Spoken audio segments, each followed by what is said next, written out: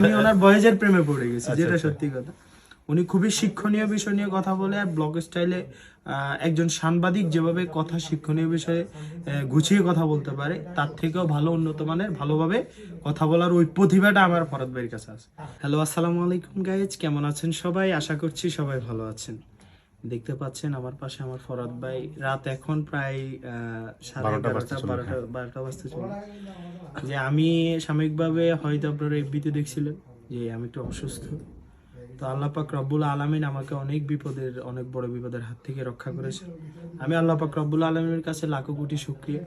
আমার ফরাদ ভাই আমার অসুস্থতার কথা শুনে উনি আজকে এই পর্যন্ত, আমার ফরাদ ভাই খুবই ক্লোজ লোক আমার, যেটা সত্যি কথা। ওনার সাথে হয়তো আগে থেকে পরিচয় ওইরকম আন্ডারস্ট্যান্ডিং ছিল না, কিন্তু আজকে আমার থেকে বিশাল কিছু মনে হচ্ছে।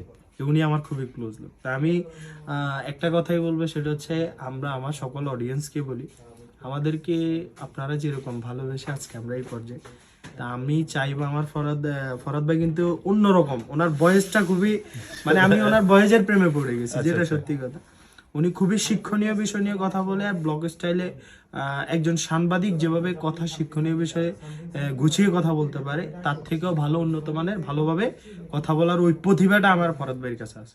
তো উনি বিভিন্ন আইডিয়া, ওনার ফেজটার, ফরাদ ভাই ফেজটার নাম, আমার ফেজের নাম হচ্ছে Noakhali city, the royal city of Bangladesh. আমি নোয়াখালীর যত আনাচে কানাচে আছে, মানে বাজার থেকে শুরু করে হাট গ্রাম যা আছে সবকিছু আমি দেখানোর চেষ্টা করি ইনশাল্লাহ। হ্যাঁ, তো ওনার ফেজটার নাম তো বলছেই, আমি আর কি বলবো। তো আপনারা সবাই ওনার ফেজটাকে ফলো করে দিবেন, তার পাশাপাশি ব্যাকে হাতেন আনফলো করে দিয়ে আনফলো দিবেন। না, ভুল কইলে না না না, এটা মিস্টেক, সাম অফ মিস্টেক হয়েছে,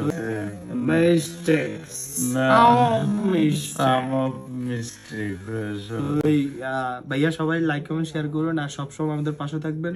সকলে দোয়া রাখবেন, ভালো থাকবেন, সুস্থ থাকবেন। আজকের জন্য এই পর্যন্তই। দেখা হবে অন্য কোনো ভিডিওতে, দেখা হবে অন্য কোনো লাইভে। আসসালামু আলাইকুম।